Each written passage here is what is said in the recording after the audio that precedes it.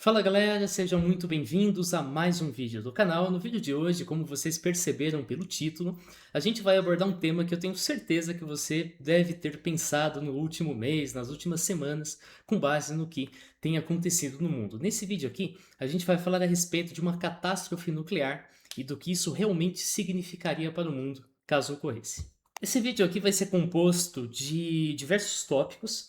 A ideia inicial era até fazer vários vídeos, mas aí eu percebi que todos eles usam uma base de conhecimento comum que eu vou ter que apresentar aqui. Depois eu divaguei muito sobre o título, eu ia colocar outras coisas, decidi que catástrofe nuclear seria o título principal, mas aqui a gente vai falar então a respeito do breve funcionamento de uma bomba nuclear. A gente vai falar então a respeito de uma teoria que nega a existência de bombas nucleares. Esse é um tema que algumas pessoas já me pediram bastante. Em seguida, a gente até vai responder algumas questões que são bastante válidas. Por exemplo, por que você não pode ir para Chernobyl, porque ela é uma zona de exclusão, mas por que Hiroshima e Nagasaki são cidades bastante populosas? Depois, então, a gente vai discutir a respeito de alguns tópicos associados com explosões nucleares, por exemplo, as sombras de radiação e os Endwalkers, que são assuntos que quase sempre você tem ali alguma pitada de desinformação, alguma coisa que não é bem assim na vida real. Depois, então, a gente vai falar a respeito dos efeitos reais e definitivamente bastante sérios de uma explosão nuclear. Mais especificamente ainda de um conflito nuclear em escala global, o que vai abordar aí o inverno nuclear, as consequências do inverno nuclear e o holocausto nuclear. E por fim tem um tópico aqui que a gente até já abordou em outros vídeos, que é o relógio do fim do mundo. Então, como eu disse aqui, um inverno nuclear é o cenário catastrófico em que várias simulações de computador apontam como sendo uma consequência de um conflito nuclear em grande escala. Aí a temperatura global vai cair em dezenas de graus e a maior parte da população vai sucumbir, seja em função da guerra ou em função das consequências desse inverno nuclear. Ao mesmo tempo, tem uma teoria que diz que essa ameaça não existe, porque bombas nucleares não podem ser feitas, é só uma tática usada como se fosse um blefe e que não possui lastro nenhum. Um artigo sobre a inexistência de bombas nucleares fica por conta deste portal aqui, que a gente vai falar bastante. Ele tem 9 páginas. 9 páginas, quando eu digo, não são 9 textos curtos, são textos nesse nível aqui. Agora, eles são uma repetição das mesmas coisas e 70% disso aqui, ele reclamando que ninguém leva a teoria dele a sério, e para cada tópico que ele cita, ele tem que reforçar que o tópico é uma mentira. Então, é um texto bem denso de ler, justamente porque tem todas essas características, mas se você quiser, você pode dar uma olhada aí. E depois, claro, a gente tem artigos a respeito de um inverno nuclear, e esse sim é um tópico bastante sério, e nós temos então várias informações. Algumas dizem que de fato isso é catastrófico, algumas dizem que aqui no Brasil você nem perceberia. Tudo isso a gente vai discutir neste vídeo. O que esse vídeo não vai fazer, porém, é previsão a respeito de uma escalada global, a respeito de Terceira Guerra Mundial ou a respeito de detonação nuclear. Eu considero que o número de cenários que são muito diferentes, que podem acontecer após cada evento global, é tão grande que prever um resultado final para o conflito atual, para qualquer outro conflito que venha se desenrolar, é a mesma coisa que você assistir 5, 6 jogadas de uma partida de xadrez e tentar prever como que um checkmate vai acontecer e qual dos lados vai conseguir dar checkmate. Então, eu estou avisando antes, esse tipo de comentário eu vou me abster de fazer, porém todo o resto vai ser abordado aqui. Antes de mais nada, tem um recado especial que eu quero dar para vocês. Ainda que as perspectivas para o futuro se mostrem bastante assustadoras quando você liga o noticiário, e não tem dúvidas que nós estamos vivendo um momento histórico, considerar que a gente pode tornar o nosso próprio futuro de alguma forma promissor, ainda que nós estejamos em tempos difíceis, é algo fundamental até para a nossa sanidade. Agora, na sociedade moderna, um desses aspectos certamente é realização profissional. Através da parceria que já dura alguns meses aqui no canal e que o público recebeu muito bem, vocês me deram uma série de depoimentos positivos. Eu anuncio então para vocês que a partir de 17 de março de 2026 vai ocorrer a Semana do Consumidor da hashtag treinamentos. Nós temos aqui então o QR Code, você pode nesse momento escanear a sua tela usando então este QR Code aqui, ou ainda você pode clicar neste link que está na descrição, no comentário fixado e neste roteiro. Vai te levar aqui então para a Semana do Consumidor da hashtag. Esse é um evento que vai acontecer no dia 17 de março, como eu disse, às 19h30 e ao vivo, através aqui da inscrição feita por meio deste formulário. Você vai então ter acesso às informações de primeira mão a respeito das promoções realizadas pela hashtag nessa Semana do Consumidor. A Hashtag, como você já sabe, é uma empresa que tem mais de 120 mil alunos formados, tem um ótimo índice de satisfação de 98% e ela atua no ramo de ensino em computação. Quem aqui é inscrito, quem acompanhou os meses anteriores, percebeu que nós oferecemos aqui alguns treinamentos gratuitos que foram divulgados e que você poderia se inscrever então para aprender, por exemplo, Python ou o uso de ferramentas de inteligência artificial. E o que vai acontecer nessa semana do consumidor?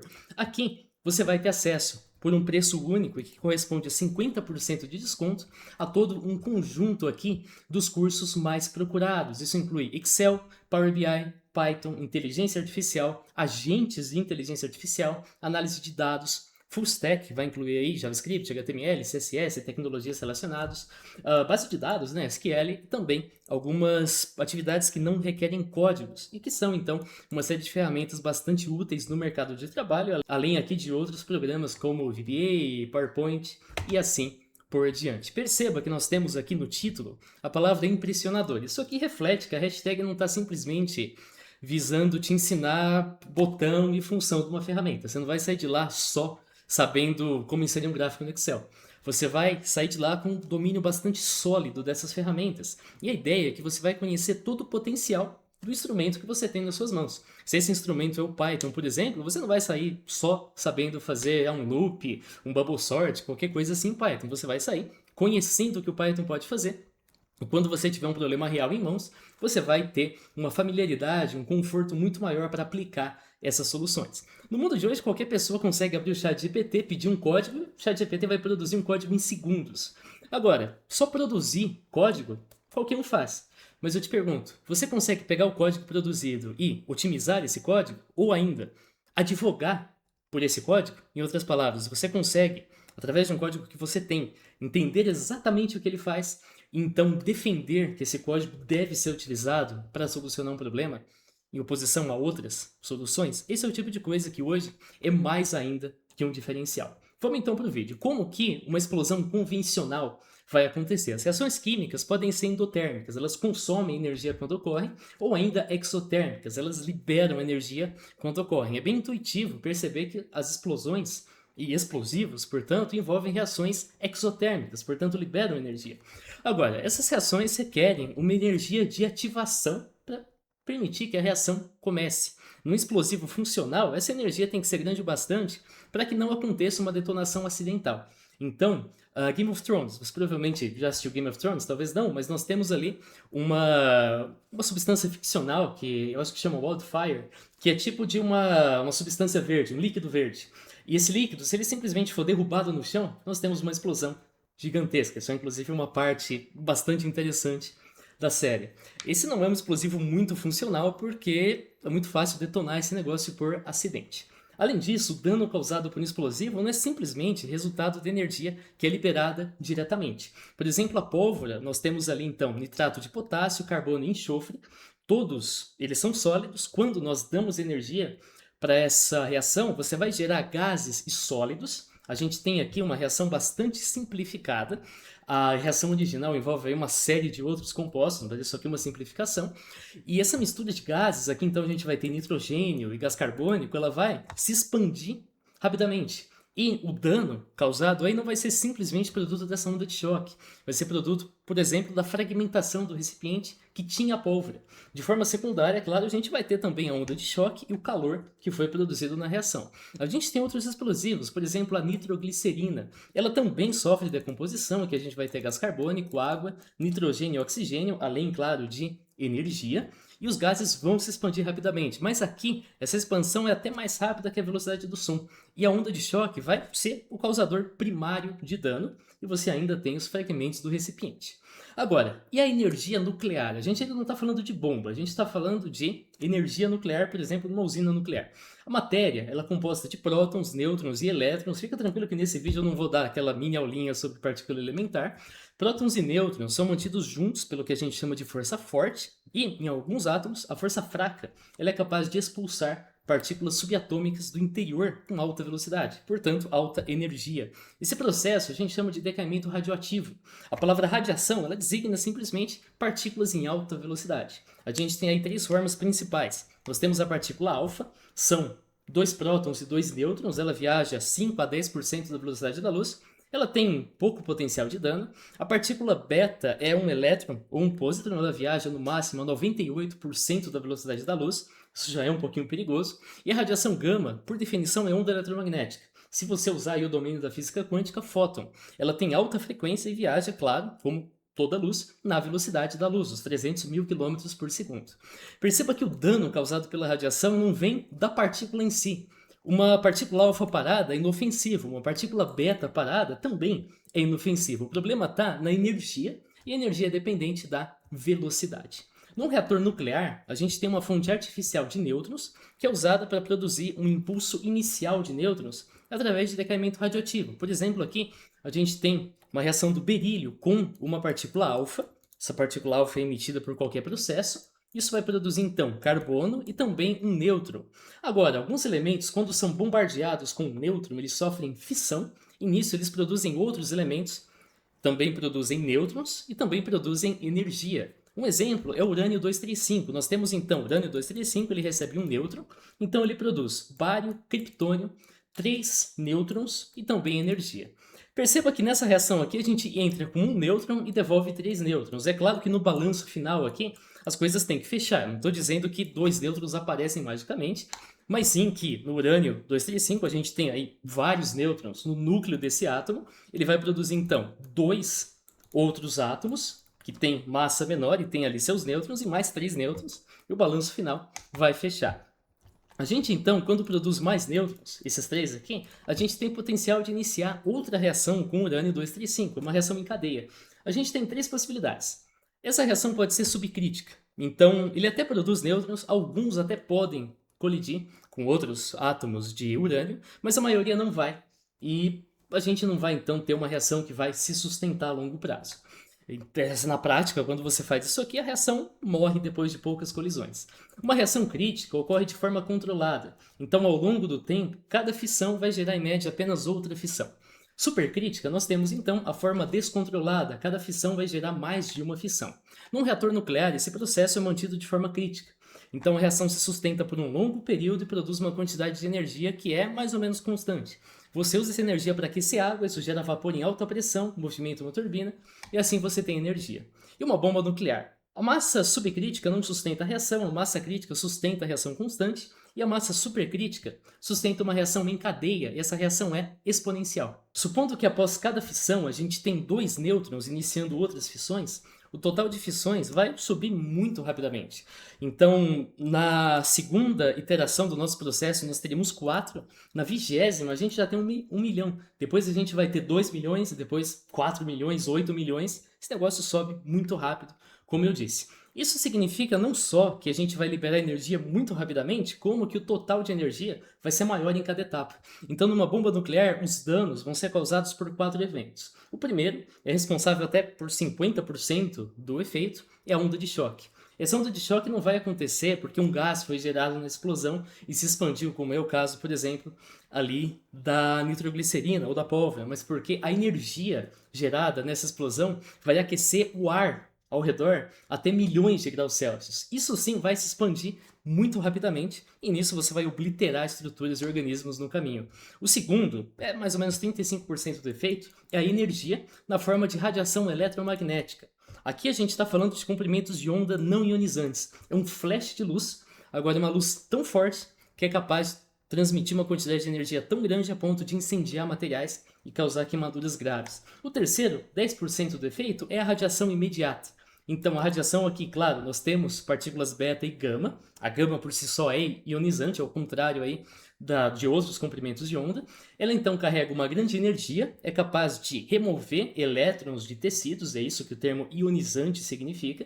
Isso vai causar um dano celular grave. E aí a gente tem o envenenamento por radiação, um colapso das funções do corpo humano. Se você, por exemplo, aí tem as suas células no sangue e a maioria dessas células não estão mais funcionais porque desmancharam efetivamente, você então não consegue, por exemplo, transportar oxigênio para os seus tecidos e os órgãos falham em última instância. O quarto, mais ou menos 5% do efeito, é a radiação que é emitida pelos produtos da reação. Então, alguns isótopos produzidos após a detonação são radioativos, E eles podem permanecer décadas produzindo radiação alfa, beta e gama. Isso tem um efeito que a gente vai falar no finalzinho do vídeo. Então a gente verifica aqui duas conclusões fundamentais. Primeiro, em relação à natureza da bomba nuclear, o termo, entre aspas, nuclear, se refere mais ao mecanismo de detonação da bomba do que ao tipo de dano. Só 15% de dano é de fato causado por radiação, como a gente viu. Inclusive o termo que a gente usa para designar uma bomba cujo principal mecanismo de ação é a radiação, não é bomba nuclear, é bomba suja. Aqui a gente tem uma explosão clássica, uma explosão convencional, química, que é usada para dispersar materiais que são radioativos. Isso é uma preocupação bastante séria em medidas de contra-terrorismo. Depois a gente tem o mecanismo da bomba nuclear. A detonação depende da transição de uma massa subcrítica para uma massa supercrítica. Isso você faz através da mudança nas condições de temperatura e pressão da amostra de material nuclear. Mais especificamente, a criticalidade é obtida quando as colisões de nêutrons se tornam frequentes o bastante, energéticas o bastante, para que cada fissão gere em média mais que uma fissão seguinte. Tem várias formas de fazer isso. Por exemplo, a gente tem a bomba de Hiroshima, chamada de Little Boy. Ela possuía duas massas de urânio 235 separadas, como se fosse uma espécie de pistão. Então você tem uma explosão convencional nesse canto esquerdo aqui, ela dispara uma massa de urânio em direção à outra, elas se acoplam desse jeito aqui. Neste momento, a densidade dessa região aqui à direita se torna supercrítica e aí, portanto, a gente tem a explosão. A semelhança disso aqui com um projétil de uma arma de fogo denomina isso aqui como montagem balística. Depois a gente tem a Fat Man, a bomba de Nagasaki. Ela tinha um iniciador e um núcleo subcrítico de urânio 238. Em volta você tinha plutônio e em volta você tinha explosivo convencional. Você detona esses explosivos convencionais, isso vai gerar uma onda de choque, ela vai comprimir o núcleo até que a densidade vai aumentar e vai se tornar supercrítico. E aí, claro, essa montagem é chamada de montagem de implosão. A gente tem as bombas de fissão intensificada.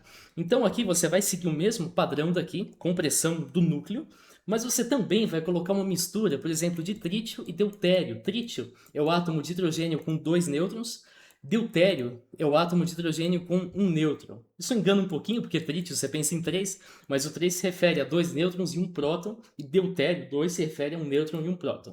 Essa mistura vai sofrer fusão. Esse processo, então, aqui na fusão vai produzir hélio, vai produzir nêutron e energia. E você usa esse nêutron, então, para encadear essa reação de fissão nuclear.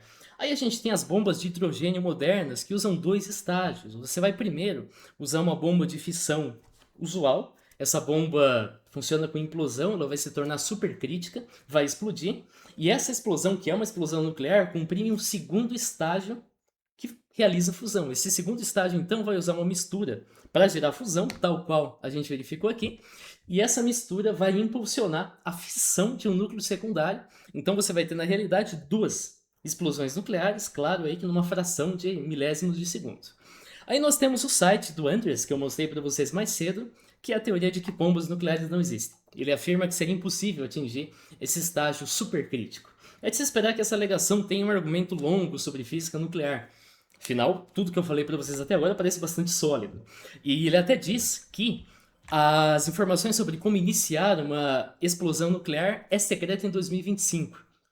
Em 1955, sim. 2025, já passaram várias décadas, não mais. Atualmente, é conhecimento público como iniciar uma explosão nuclear. É óbvio que você não vai achar aí um documento que mostre como que uma ogiva nuclear que está no arsenal dos Estados Unidos atualmente funciona. Talvez no fórum do War Thunder, porque aquela galera é meio psicopata e costuma vazar documento classificado, mas de resto não é para acontecer. E, claro, isso é conhecimento secreto, mas o básico de uma fissão nuclear e uma explosão nuclear já é conhecimento público, como eu mostrei para vocês. Claro que a gente fez uma análise qualitativa, então a gente não entrou aqui exatamente em valor em joules, em força, números, mas se você quiser, você pode sem problema nenhum. Infelizmente não é isso que a gente encontra no site. O portal traz poucos argumentos nessa natureza. Um deles seria a invalidade daquela fórmula aí igual a mc ao quadrado. A famosa fórmula da equivalência entre massa e energia. Mas o apelo do autor é aqui que ele não consegue entender. Então ele fala basicamente que tipo de loucura é essa? Quem fala isso é um monte de palhaço? Imagina uma loucura como essa? Tá, ok, você não entendeu. Não vejo como que isso prova seu ponto. Então ele avança dizendo que no processo de fissão não existe perda de massa, portanto a massa não é convertida em energia. Mas isso está errado, é exatamente o contrário. Se você somar os produtos da fissão em termos de massa, você vai encontrar uma massa menor que a massa antes da fissão. E quando você calcula a diferença, ΔM, sendo massa inicial menos massa final, você vai chegar no valor e você faz E igual a ΔMc ao quadrado. Você vai chegar no valor de E. Esse valor de E é a energia que foi liberada pela fissão. Você tem sim conversão de massa em energia. Ele avança aqui então, nenhuma massa em quilo é convertida em energia, Joule, quando ocorre fissão. Errado, acontece, literalmente acontece. O autor também parece confundir a natureza dos produtos da fissão. Ele afirma que o urânio sofre fissão e gera elementos mais pesados. Ele cita aqui o Neptúnio e o Plutônio. Não, quando você sofre fissão, você gera elementos mais leves. Césio, estrôncio, criptônio, iodo, todos eles são mais leves que o urânio. Você não vai gerar elementos mais pesados através da fissão. Através de outros processos, sim, mas não através da fissão. Outro ainda é de que uma explosão só pode gerar afastamento, nunca pode gerar o oposto. Quando você olha para isso aqui, uma explosão militar usual, você tem, sei lá, uma bomba, uma granada, qualquer outra coisa, você vê mesmo que a onda de choque se afasta do centro de onde a explosão aconteceu. Agora, é muito fácil mudar essa situação. Se você então posicionar um núcleo e ao redor desse núcleo você colocar várias cargas explosivas, como se fosse assim uma capa mesmo, né? Ao redor do núcleo, você consegue então criar uma onda de choque que vai, além de outras direções, se propagar em direção ao centro desse núcleo, e aí sim, esse núcleo que está em roxo vai sofrer um efeito de compressão, porque ele vai encontrar ondas de choque que vêm de todas as direções. Isso aqui a gente chama de lente. Então, claro, não é, se você precisar só por lente, você vai achar uma série de outras coisas, tem lente óptica, tem lente gravitacional, enfim, isso aqui é um tipo de lente explosiva que concentra a onda de choque numa direção. O autor então nega que a radiação exista e que tenha feito vítimas. Ele diz que radiação alfa e beta são só partículas que têm pouca massa e não matam ninguém. Que a radiação gama é luz. Luz no máximo vai causar uma queimadura de praia. Ok, partícula alfa e beta, você pode provar que essa alegação é falsa simplesmente atirando com uma arma de fogo. Como assim? Retira a munição da caixa, pega na mão, manipula, perfeitamente seguro. A munição na sua mão não tem nenhum risco de ser manipulada. A munição ela pode, então, ser disparada por um impacto muito específico, mas uma mera manipulação atualmente não vai causar esse tipo de coisa. Na época da Guerra Civil provavelmente causaria, atualmente não. Agora, o que acontece quando você dispara a munição? Ela se torna letal. Qual que é a diferença? Velocidade. A munição na sua mão ela tem uma velocidade praticamente nula. A munição após ser disparado por uma arma, tem uma velocidade muito alta. A massa é a mesma, a velocidade muda, a energia cinética muda e o dano vem justamente da energia que o projétil consegue transferir para o seu corpo. A alegação sobre radiação gama ignora uma coisa muito importante: comprimento de onda. A radiação da luz visível vai ter um comprimento de onda em 380 e 750 nanômetros. A radiação gama ela tem um comprimento de onda menor, 0,01 nanômetro. Isso implica a transferência de energia muito maior. O Andrés oferece então 1 milhão de euros para quem for capaz de unir duas cargas não críticas, cada uma com 1 nanograma, e depois formar uma carga crítica de 2 nanogramas. Se você oferece um prêmio, você normalmente precisa se preocupar em ter o dinheiro para pagar, mas ele não tem essa preocupação porque esse experimento é impossível. O próprio termo massa crítica exige um valor mínimo. Esse valor mínimo é muitas ordens de grandeza acima da 1 nanograma que ele propõe. Então é basicamente 1 milhão de euros para você violar as leis da física. Se eu conseguisse violar as leis da física, acho que eu não precisaria de 1 milhão de euros nesse momento.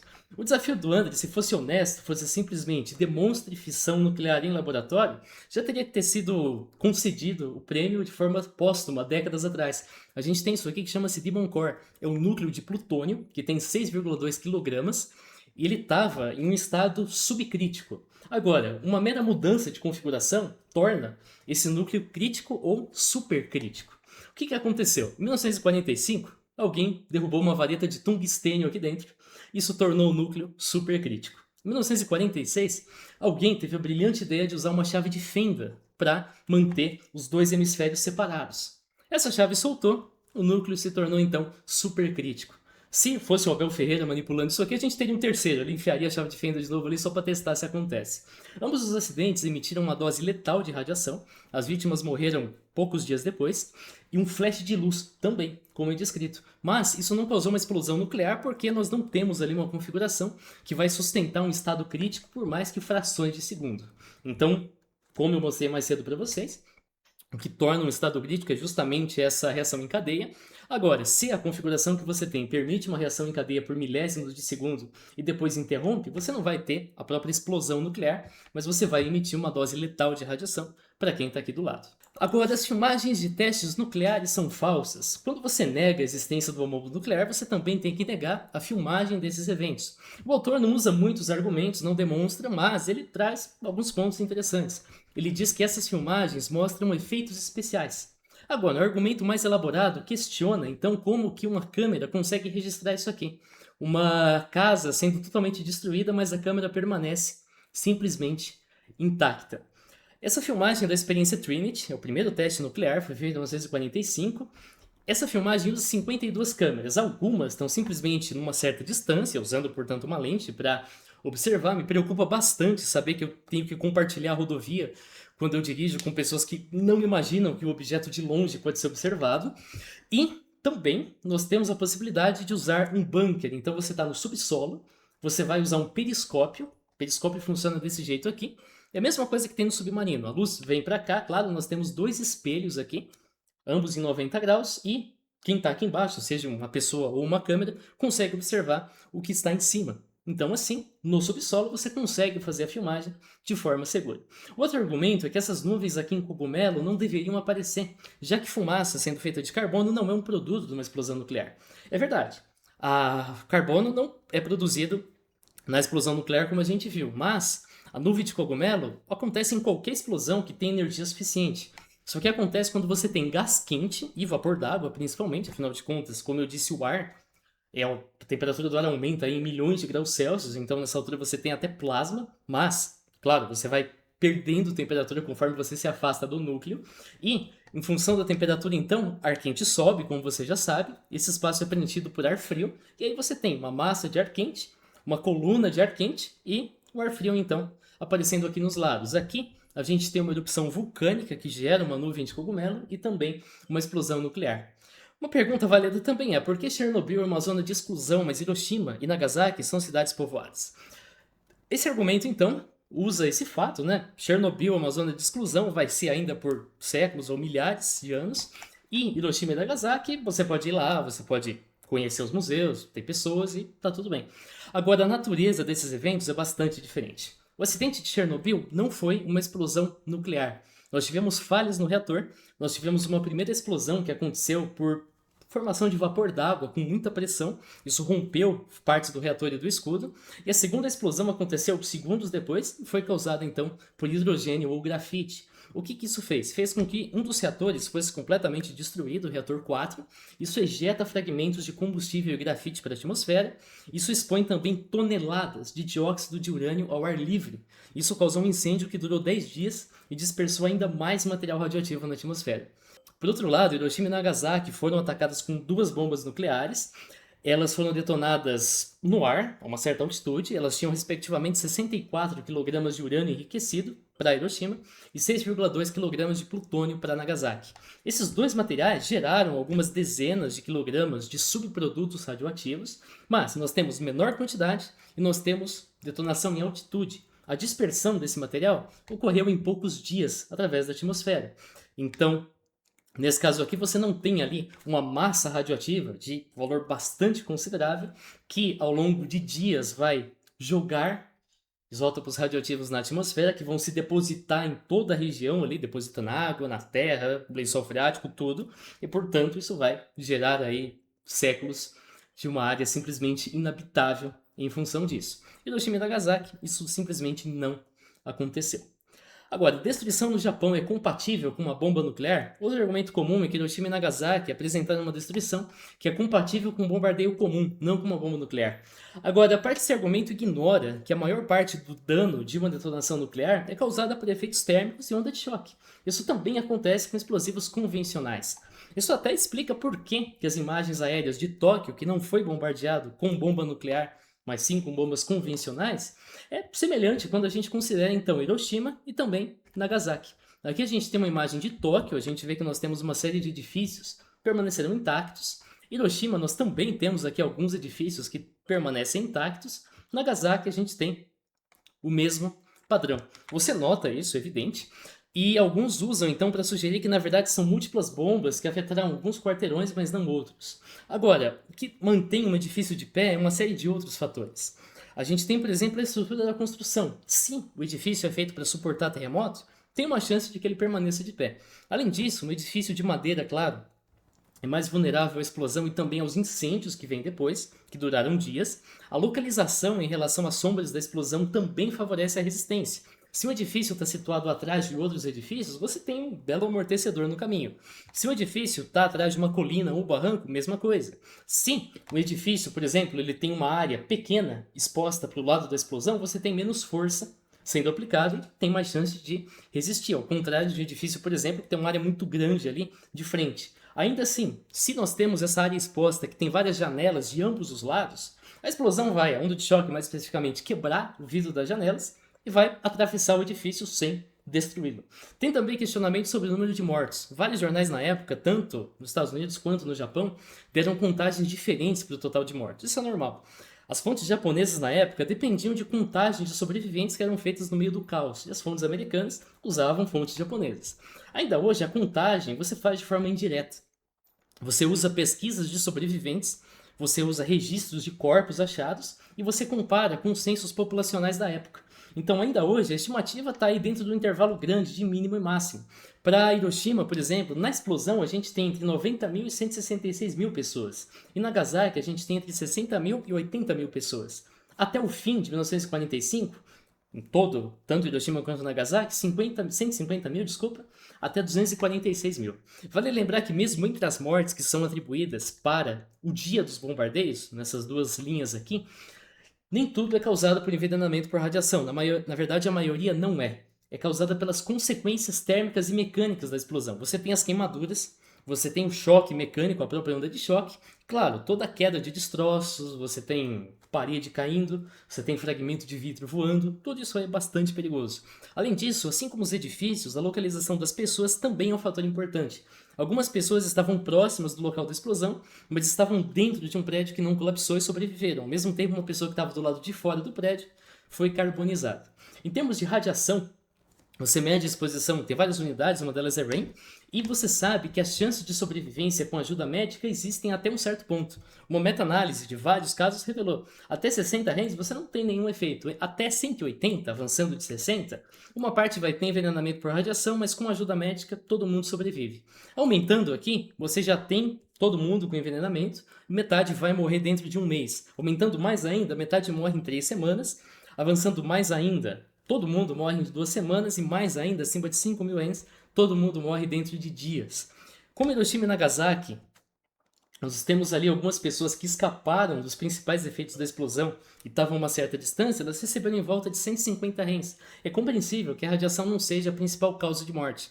Se você for comparar, os trabalhadores de Chernobyl, que estavam relacionados ali tanto do trabalho do reator quanto na linha de frente, receberam aí 600 a 200 REMs. Isso explica os efeitos desastrosos em Chernobyl.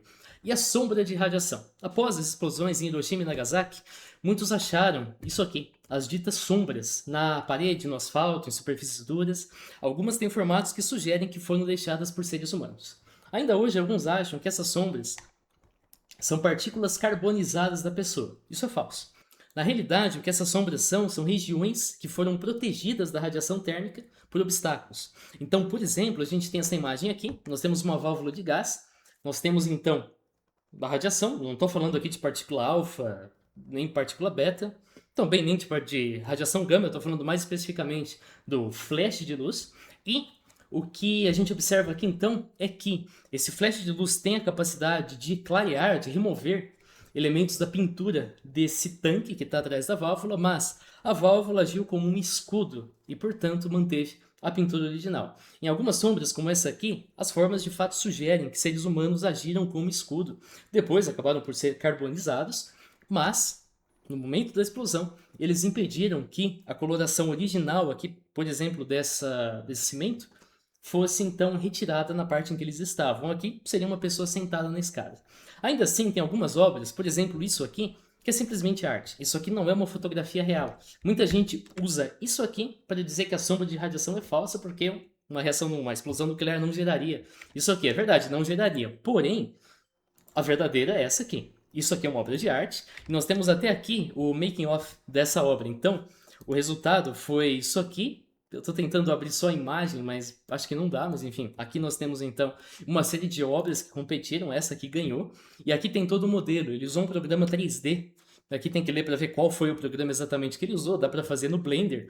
E aí ele misturou então alguns elementos, essa imagem aqui da criança na corda, a parede, colocou aqui um poste inicialmente, depois foi trocando aqui os detalhes do poste, fez uma série de eventos, até mostrou aqui de onde que ele fez a planta, que aparece também aqui na imagem. Então esse foi o resultado final. Nós temos então os Antwalkers. O termo Antwalker surgiu para designar pessoas que, em estado de choque, feridas depois das explosões de Hiroshima e Nagasaki, andavam em filas pela cidade. Por sua vez, elas seguiam outros sobreviventes que também estavam em choque, e na prática ninguém ali tinha um rumo definido. Outro termo que foi usado em conjunto é Alligator People, que seriam sobreviventes tão gravemente queimados que a pele lembraria de um réptil. A origem de ambos os termos é um livro chamado O Último Trem de Hiroshima. A memória dos sobreviventes. Ela abordaria então esses eventos em Hiroshima e Nagasaki após as explosões, e a fonte seriam veteranos, pessoas que viveram esses eventos. Alligator People é um termo que descreve uma consequência de queimadores, agora nenhum outro relato corrobora com Antwalkers. E, após a publicação, verificou-se que o livro tinha uma série de imprecisões que tinham potencial de mudar detalhes históricos importantes, e pelo menos uma fonte era fraudulenta. O Joseph Folco disse para o autor que ele era um engenheiro de voo que tinha sido escalado de última hora a bordo do Enola Gay, o avião para Hiroshima, mas descobriram então que isso era simplesmente uma mentira. E o que a explosão nuclear causaria atualmente? A gente sabe que bombas atômicas existem, acho que esse vídeo deixou claro. A gente também sabe, através de dois exemplos históricos, que essas explosões têm efeitos devastadores em centros urbanos, mas após a Segunda Guerra Mundial e durante a Guerra Fria, vários testes nucleares foram feitos com bombas, algumas ordens de grandezas mais poderosas. Ao passo que a explosão em Hiroshima e Nagasaki, elas tiveram respectivamente 15 e 20 mil quilotons, ou seja, equivalente a 15 e 20 mil toneladas de TNT, a União Soviética fez testes com poder de até 50 milhões de toneladas de TNT no caso da Tsar Bomba. Os Estados Unidos realizou testes com até 15 milhões de toneladas de TNT para o teste de Castle Bravo. Então, na prática, você tem aí as explosões em centros urbanos reais, que envolveram 15 a 20 mil toneladas, quilotons, ao passo que as explosões em testes, que foram feitas longe de centros urbanos, envolveram megatons, milhões de toneladas. Então, 1000 vezes mais poder que as de Hiroshima e Nagasaki. Então, é natural questionar o que aconteceria se uma bomba nuclear com essa magnitude, então milhões de TNT ao invés de milhares, fosse detonado num centro urbano. Vamos considerar três casos. 15 quilotons, como se fosse a Little Boy, 300 quilotons, é uma bomba que está presente no arsenal de várias potências nucleares, e claro, a Tsar Bomba, 50 megatons. Para todas elas, você vai ter aqui 6 categorias de efeitos. Você vai ter um raio, que é a bola de fogo. Aqui dentro, tudo vai ser vaporizado, uma bola de plasma, efetivamente. Você tem um dano intenso, edifícios vão colapsar, vão sofrer danos muito sérios, quase todo mundo morre. Radiação, os expostos aqui vão receber até 500 100, você tem os efeitos que eu falei para vocês. Um dano moderado, alguns edifícios vão colapsar, edifícios mais robustos vão ser danificados e vão iniciar incêndios. Quase todo mundo nesse raio está ferido. Efeito térmico, as pessoas também vão se ferir, vão receber queimaduras de terceiro grau. Isso deixa cicatriz, causa deficiências, em alguns casos até amputações. Dano leve, vidros quebram, as pessoas se ferem então com os destroços. Aí aqui eu fiz uma tabela que mostra o raio de cada efeito em quilômetros e de forma aproximada eu imaginei uma bomba sendo detonada em São Paulo, na altitude esperada de acordo com o projeto. Eu coloquei qualquer parte de São Paulo, coloquei a Barra Funda simplesmente para permitir uma comparação de escala. Então, no caso da Little Boy, a gente vai ter uma bola de fogo aí de uns 190 metros, uma região de dano de 300 metros, a radiação vai se expandir por 1,2 km, o dano moderado por 1,5 km de raio sempre, o efeito térmico quase 2 km, um dano leve de 4,5 km de raio. Em termos de mortos e feridos, a gente vai ter na casa aí de 100 mil e 300 mil pessoas.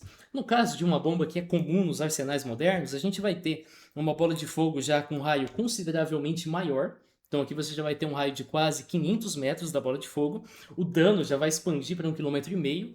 Tanto para radiação quanto para dano você já vai ter uma região aí de 5 km praticamente. O efeito térmico já avança para 7 km. Dano leve, uma área de 13 km ao redor. E, no caso dessa detonação, a gente teria então 800 mil mortos e 2,4 milhões de feridos. A Tsar Bomba, de 50 megaton, a gente vai ter então uma bola de fogo com um raio de 3 km. Ao todo aqui, o dano leve, se você considerar uma detonação da Barra Funda, ele vai chegar mais ou menos até em Vinhedo.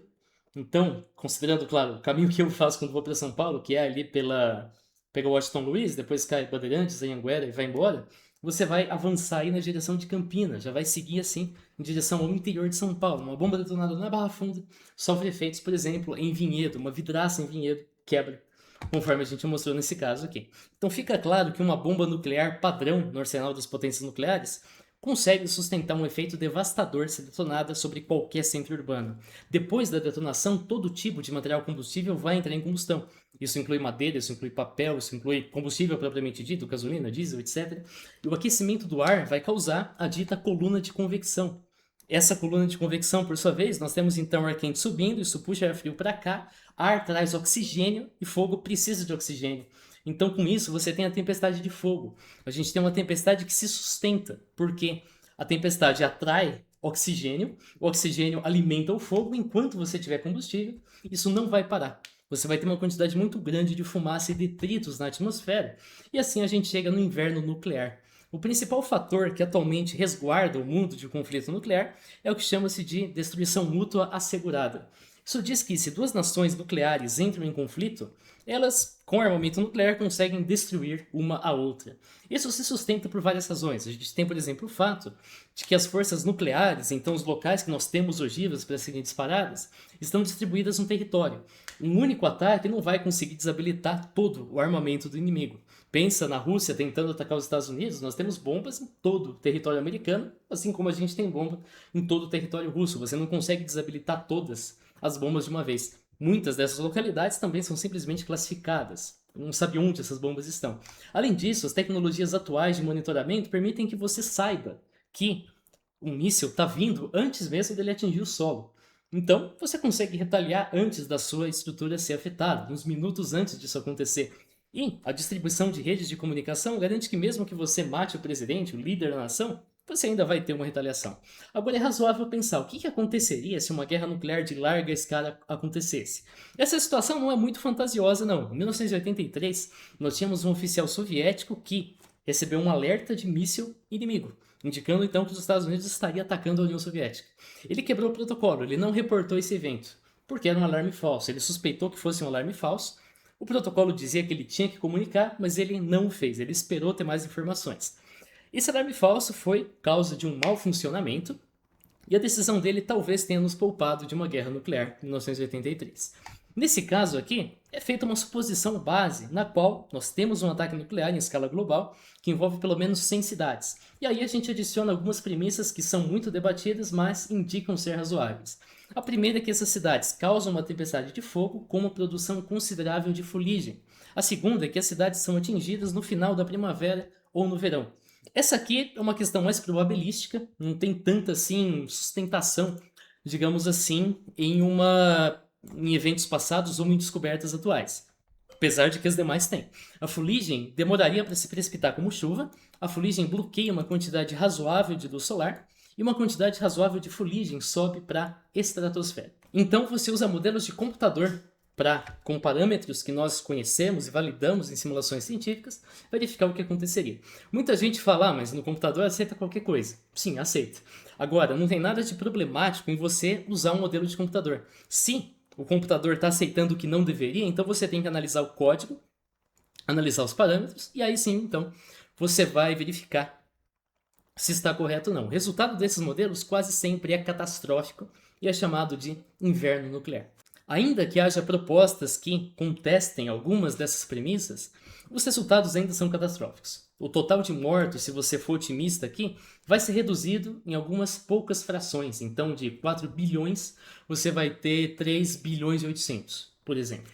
Agora, a gente tem, a respeito dessa premissa 1, de que as cidades provocam tempestade de fogo com uma produção considerável de fuligem, parece ser sustentado pelos incêndios que nós tivemos recentemente. Nós verificamos que a capacidade atual de combate a incêndio em cidades que não são, claro, centros metropolitanos, mas tem ali uma infraestrutura bastante robusta, não é satisfatória.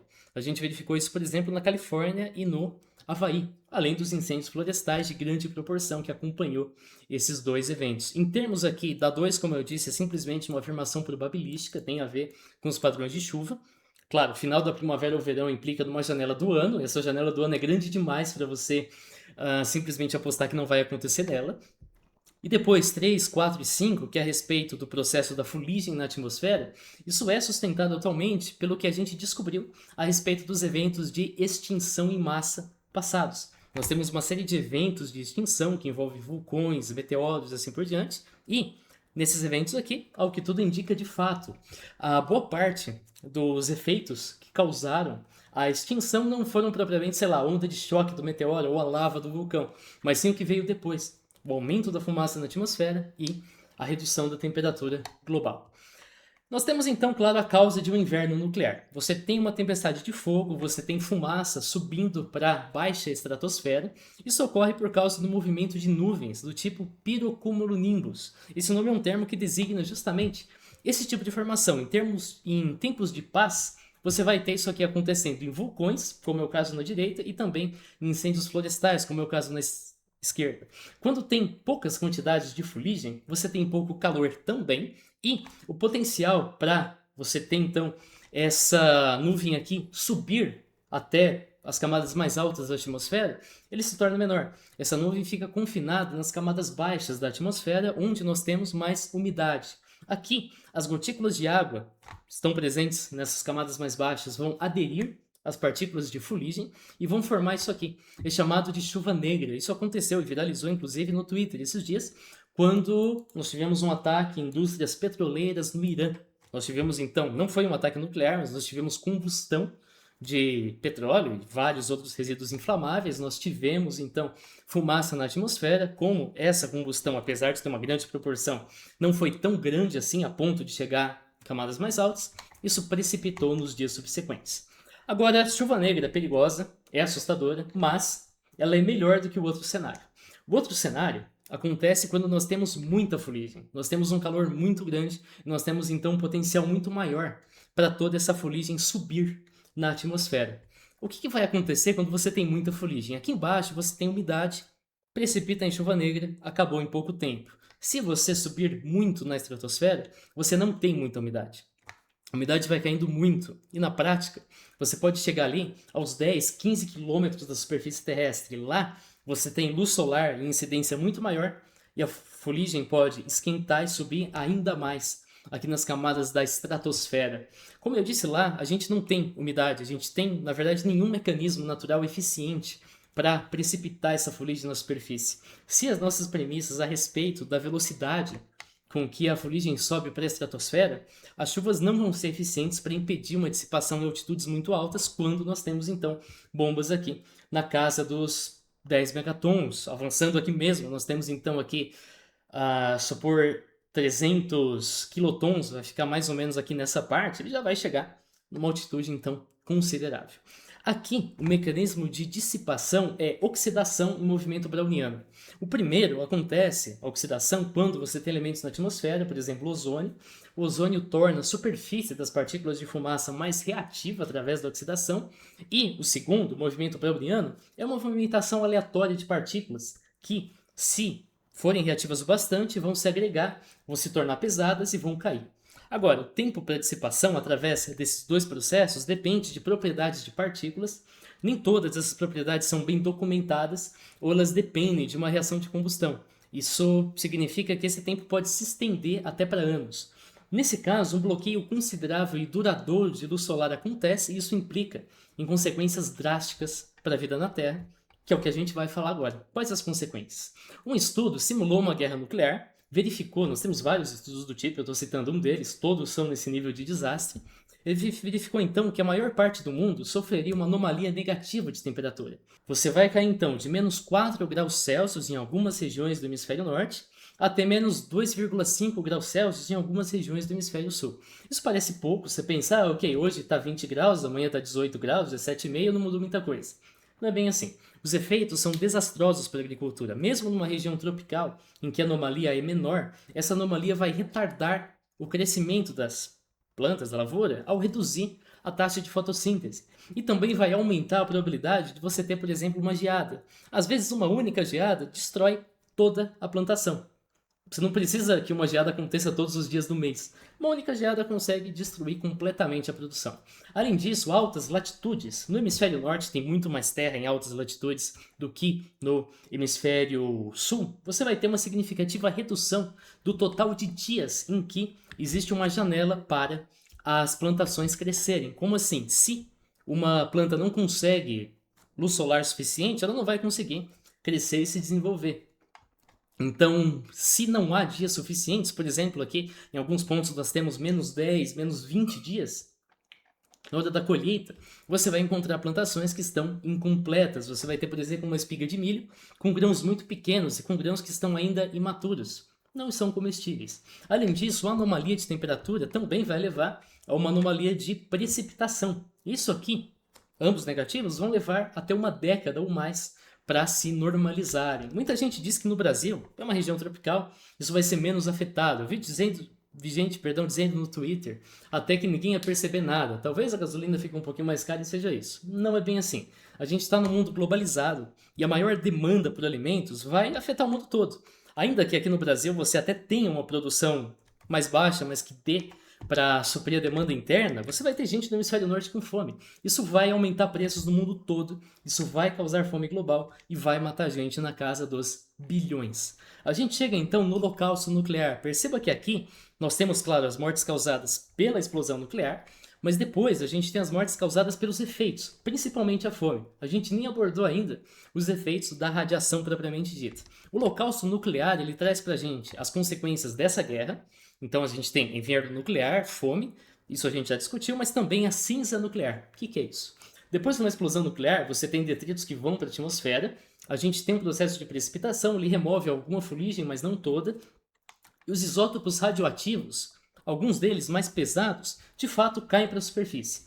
Essas partículas vão cair numa distância de algumas centenas de quilômetros na direção de onde o vento estiver apontando. Porém, as partículas menores vão subir para a estratosfera e lá elas vão levar anos para se precipitar. E vão se precipitar no mundo todo. Elas vão depender aí das correntes de vento na estratosfera. Isso tem alcance global. Como a meia-vida de vários isótopos é muito alta, Césio-137, por exemplo, leva 30 anos de meia-vida. Então, se você tem uma amostra, sei lá, com 100 gramas de Césio-137, daqui 30 anos a gente vai ter 50 gramas. E, no caso do Stronço-90, 29 anos. Ambos são produtos da fissão nuclear. Isso significa que a gente vai ter ali uma injeção constante de emissores de radiação beta no ambiente que vai durar décadas. O que vai acontecer? Esses materiais vão se depositar na superfície da Terra, vão permear o solo, vão permear corpos d'água. Muitos desses elementos aqui vão ser incorporados na matéria orgânica produzida pelas plantas. A gente vai ter então plantas que têm elementos radioativos, a gente vai ter animais que se alimentam dessas plantas, que acumulam matéria radioativa, e a gente vai ter depois animais que se alimentam desses outros animais que acumulam ainda mais matéria radioativa. Na prática, vegetal, carne, leite, tudo isso vai estar contaminado com materiais radioativos. Vale lembrar que isso vale para qualquer tipo de contaminação. Numa cadeia alimentar, os animais que estão, e plantas também, no nível trófico mais baixo, então a gente tem ali os produtores, planta, esses seres acumulam menos material tóxico, mas conforme você vai subindo, sei lá, uma vaca, ela acumula mais material tóxico. Vai para o predador dessa vaca, uma onça, vamos supor, mais material tóxico ainda. E nós que consumimos, então, derivados dessa vaca e derivados da planta, vamos acumular material radioativo. Essa contaminação não vai causar envenenamento por radiação, não vai causar aquelas coisas que você viu lá na série Chernobyl, mas vai causar uma presença constante de radiação ionizante no seu organismo. Isso aumenta a incidência de câncer, porque a gente tem então radiação ionizante acontecendo nos tecidos do seu corpo. Isso causa mutações, uma mutação pode fazer com que a célula se reproduza sem parar, isso é um tumor, e também nas células somáticas, gametas, óvulos, espermatozoides. Isso então causa defeitos de nascimento. O mais popular tem uma série, não lembro agora, acho que é o 100, alguma coisa assim, que os caras, a Terra sofreu aí um holocausto nuclear, os caras estão em estação espacial, descem para a Terra, e eu lembro que tem uma cena que acho que aparece não sei se é um cavalo de duas cabeças ou um veado de duas cabeças. Nesse caso, gêmeos siameses não é um efeito potencializado pela radiação, mas uma série de outros defeitos bem terríveis são sim potencializados pela radiação. E o relógio do fim do mundo. Desde 1947, nós temos o Bulletin of the Atomic Scientist, que publica periodicamente uma estimativa medida em minutos para meia-noite. Representa o quão próximo o mundo está, na visão desse comitê, de um conflito nuclear catastrófico. Então, em alguns momentos de paz, digamos assim, nós temos uma estimativa mais alta, a gente está longe do fim do mundo. Em alguns momentos de crise, a gente está perto. Perceba que essas atualizações estão trazendo aqui cada vez mais perto. Nós tivemos quedas, nós tivemos um momento, então, em termos dessa folga, foi lá para cima por ocasião do fim da União Soviética e depois, desde então, está caindo, subiu um pouco em 2010, daí para frente só para baixo. Essa publicação, porém, não pode ser analisada individualmente. Opa, subiu tanto. Agora, o conflito nuclear global é uma questão muito complexa para você resumir somente em menos e mais. Ah, subiu, caiu. Não, peraí, não é uma variável só que descreve toda essa mecânica. E também não é uma métrica que você pode obter por critérios objetivos. Essa métrica é baseada na opinião de um comitê, esse comitê tem membros que entram e saem, e é importante comparar essa métrica com outras métricas, com notícias atuais, e afinal de contas ela está sujeita às opiniões pessoais e às influências políticas. Não dá para você efetivamente computar isso sem usar critérios subjetivos. Isso aqui não é uma autoridade global que simplesmente determina o quão perto a gente está de um conflito mundial. Então a gente conclui, em primeiro lugar, que as bombas nucleares são reais e são uma ameaça para a existência humana. A teoria que eu falei no começo desse vídeo é só um produto de um entendimento errôneo de conceitos básicos de física. A única detonação nuclear de uma bomba comum presente nos arsenais atuais, feita num centro urbano, tem potencial para matar milhões. Um conflito em escala global tem potencial para redefinir a história humana, não no sentido bom, no sentido catastrófico. Se a maioria das premissas que a gente usa na simulação está correta, esse conflito consegue reduzir drasticamente as temperaturas globais, isso causa fome generalizada. Ele também consegue dispersar isótopos radioativos que contaminam o ambiente por décadas. Isso aumenta a incidência de câncer e de defeitos de nascimento. A seriedade dessa questão é justamente o motivo pelo qual esse tema não é para você fazer sensacionalismo, não é para você fazer propaganda política, não é para você fazer propaganda religiosa. Isso é um conjunto de consequências muito prováveis de um conflito nuclear e deve ser um motivo suficiente para você buscar paz. Se você quer fazer marmotagem, faz marmotagem com besteira, faz marmotagem, sei lá, com terra plana, com negai da lua, com essas porcarias aí. Não faz marmotagem com uma coisa tão séria quanto essa. Valeu por você que assistiu ao vídeo, se inscreva no canal e a gente se vê. Falou!